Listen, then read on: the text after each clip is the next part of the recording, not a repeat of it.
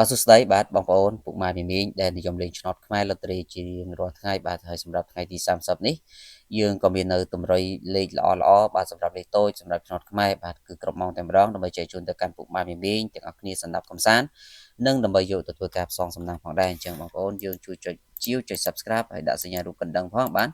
ដើម្បីបងប្អូនទទួលបាននៅតម្រុយឆ្នោតបាទមុនគេជារៀងរាល់ថ្ងៃហើយបងប្អូននឹងទទួលបានលាភសំណាងផងដែរចឹងយើងចូលទៅកាន់តម្រុយសម្រាប់ម៉ោង10កន្លះឆ្នោតខ្មែរតែម្ដងសម្រាប់ខ្ទង់អូសយើងលេងខ្ទង់8និងខ្ទង់9ហើយចំណែកលេខបុកគឺពុកម៉ែមីមីសូមធ្វើការបុក84 85 96លេង A B C D បាទហើយសម្រាប់លោកយល់តាបងប្អូនដែលចង់បានលេខពិសេស VIP បាទមិនថាតែឆ្នោតខ្មែរម៉ោង1ទេសូម្បីតែឆ្នោតយួនបាទយួនថ្មីម៉ោង10កន្លះម៉ោង1កន្លះក៏យើងមានផងដែរហើយឆ្នោតយួនឆ្នោតយួនចាស់បាទម៉ោង4កន្លះគឺខ្ញុំមានផងដែរគឺខ្ញុំមានលេខតូច2គ្រាប់ចែកជូនទៅកាន់បងប្អូនបាទហើយលេខទាំង4ពណ៌ ABCD រីឯសេវាវិញគឺត្រឹមតែ50000រៀលទេបងប្អូនដែលចង់បានលេខ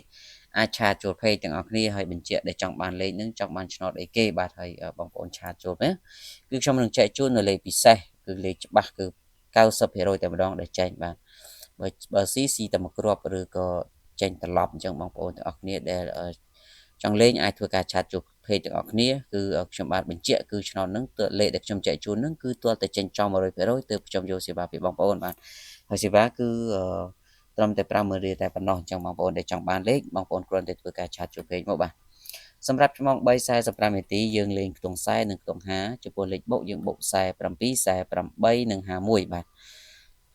រីឯតម្រុយសម្រាប់ម៉ោង6វិញបាទសម្រាប់ឆ្នោតខ្មែរខ្ញុំបាទក៏មាននៅលេខល្អបាទលេខតូច2គ្រាប់ទៀតដែរបាទសម្រាប់ចែកជូនទៅកាន់បងប្អូនអញ្ចឹងបងប្អូនអាចធ្វើការឆាតចូល page បានហើយឬបងប្អូនមាន Telegram ក៏អាច add មកបានតាម093 416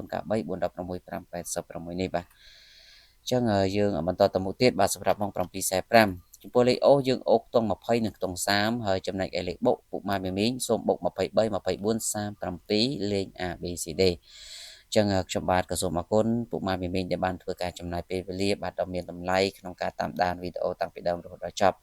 សូមជូនពរបាទអ្នកទាំងអស់គ្នាត្រូវឆ្នោតបាទលុយកាក់ហូរចូលច្រើនបាទសម្រាប់ចុងខែ11នេះបាទអរគុណជូនពរសំណាងល្អបាទ